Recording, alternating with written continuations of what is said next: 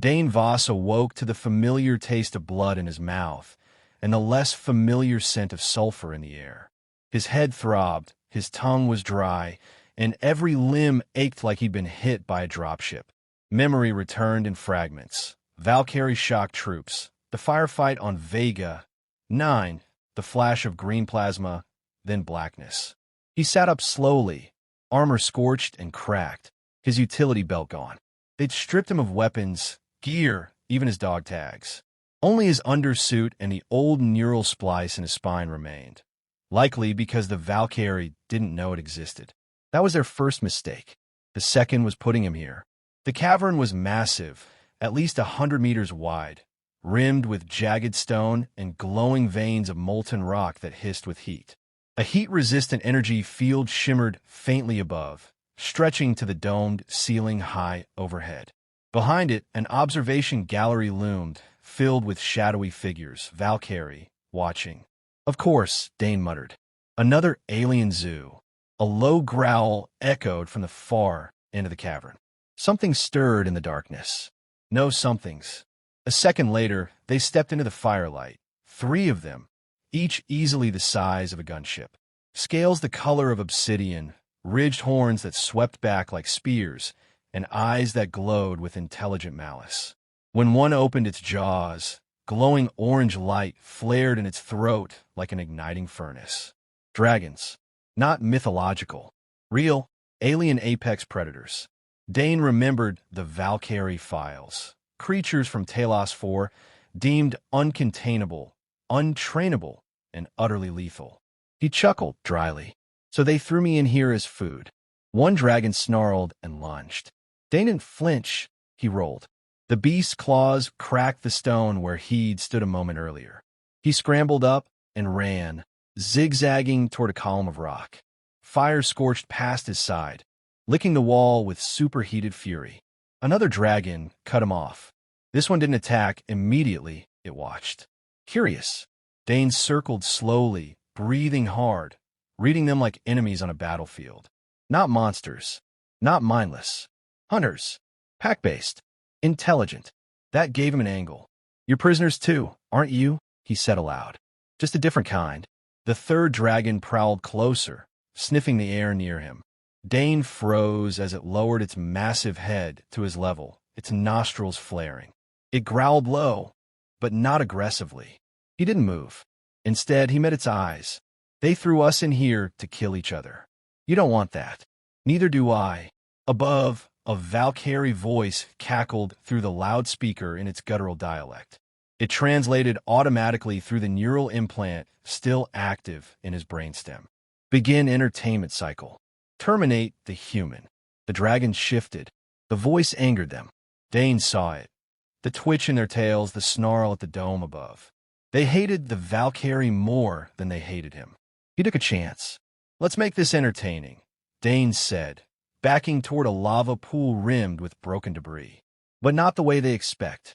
He grabbed a jagged metal shard from the ground, likely remains from some unlucky previous occupant. The heat scorched his skin, but he didn't drop it. One of the dragons, the largest, stepped between him and the others. Female, by his guess, broader head, heavier crest. Her wings flared wide. A challenge? Or protection? Slowly, Dane lowered the shard. She didn't attack. She tilted her head, then released a snort of smoke that billowed harmlessly around him. The others backed off. Dane's lips curled into a grim smile. Good girl, he murmured. Above, the Valkari began to shout, confused. Dane stood tall, defiant, looking straight up at the observation dome. You wanted a show? He said coldly. Now you've got one. The dragon beside him growled deep in her throat, a sound not of threat, but of allegiance. Fire meets fury. The dragons didn't speak, but Dane didn't need words. The way the alpha moved, measured, deliberate, spoke volumes. She was watching him, testing him, judging. Dane had seen that look before. In war zones, in ambushes, in the eyes of insurgents who realized too late that the monster wasn't the thing with claws, but the man who wouldn't die. Dane moved carefully, scanning the cavern for resources. A few piles of scorch bones. A half-melted plate of alloy. Rubble. No weapons, but maybe tools. He pocketed a shard of obsidian, sharp as glass. The Alpha Dragon. He had started calling her Ashra in his head, kept her molten eyes on him. She was massive up close, her breath heating the air in waves. But she wasn't attacking. Not yet. He stepped toward her, slow, palms open. "We're not enemies," he said evenly. "You want out. I want out. They want blood. Let's disappoint them." Ashra blinked slowly. She snorted smoke again, then turned and stomped back toward the center of the cavern. The other two dragons followed her. Dane trailed them, half in awe. They formed a loose circle, massive heads turning toward the observation dome above. The Valkari hadn't spoken again, but he knew they were watching, recording, betting. The arena wasn't for executions. It was for entertainment. Maybe training. Maybe sadism. Either way, the rules were simple: survive or die. So he adapted. He always did. Dane sat cross-legged near the molten stream and began to speak aloud. Not to the dragons, not exactly. To himself, but loud enough for them to hear. His voice steady, unafraid. He told them about Earth. About the jungles of Brazil, the deserts of Mars colonies, the orbital drop where he'd survived alone for 10 days with no air support. He told them about humanity's history.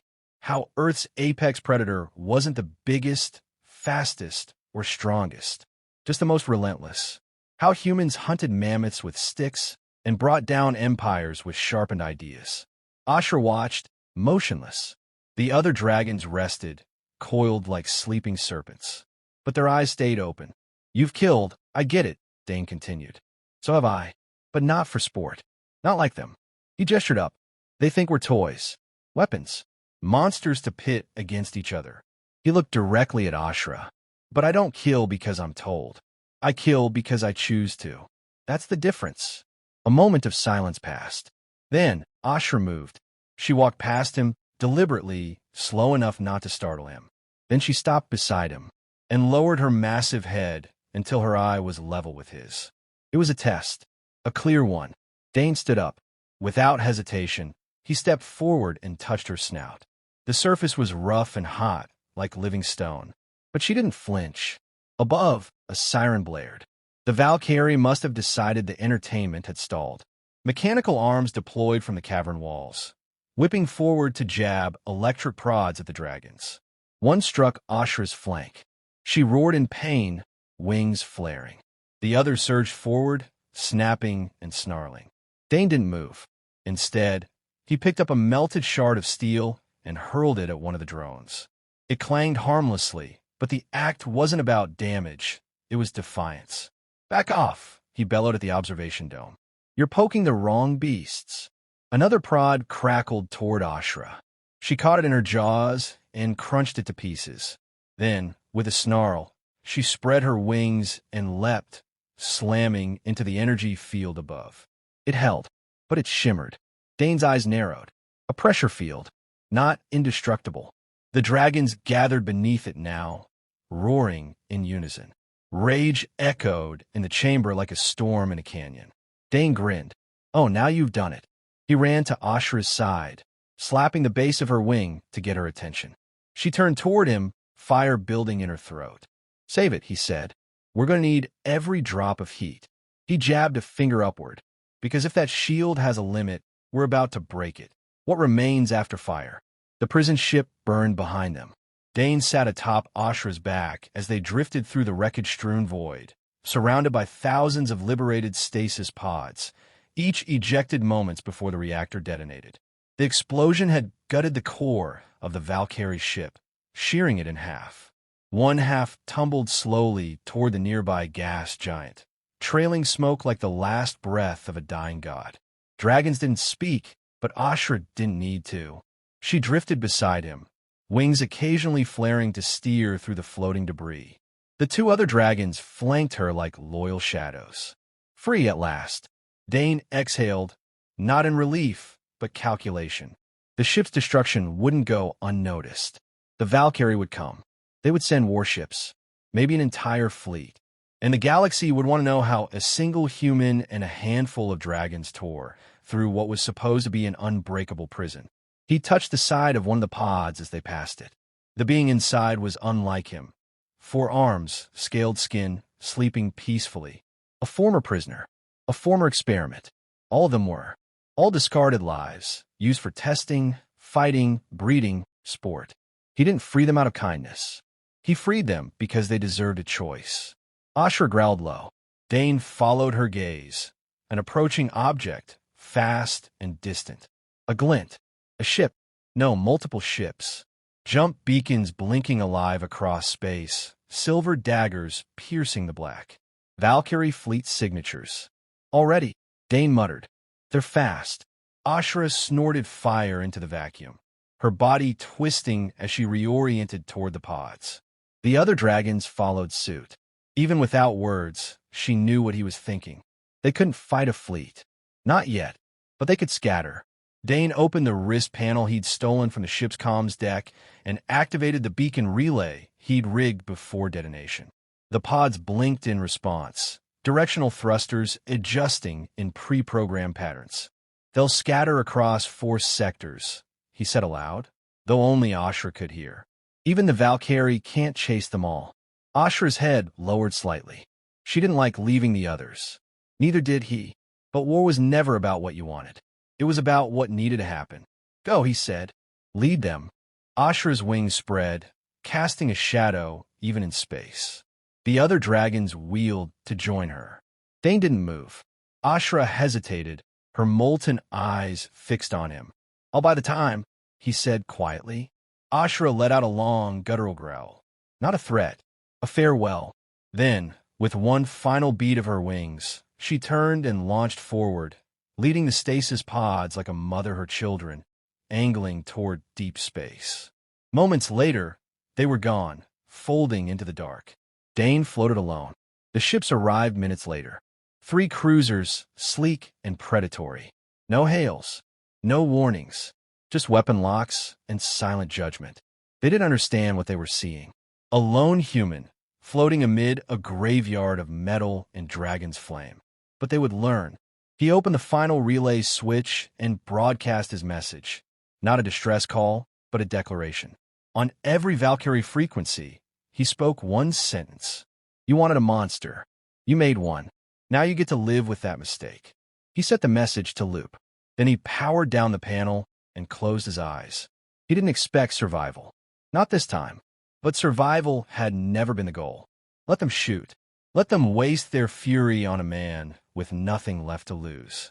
Every second they spent hunting him was one the freed prisoners had to build, to hide, to rise again. And if, by some miracle, he made it through, he would find the dragons again. He would find the others. And then he would show the galaxy what a human monster really looked like. The monster within. The shield cracked first at the edges. Not much, just a shimmer, a flicker in the energy dome when Ashra slammed against it again, her claws raking the barrier, fire blasting point blank. The Valkari hadn't built it for coordinated attacks. They'd built it for chaos. Random violence. But Dane Voss didn't do chaos. He did strategy. Again, he barked, his voice raw from smoke and heat. Ashra roared and rose into the air on powerful wings. The other dragons followed, launching in sequence. 3 tons of scaled fury slammed into the same point on the dome. It flared white.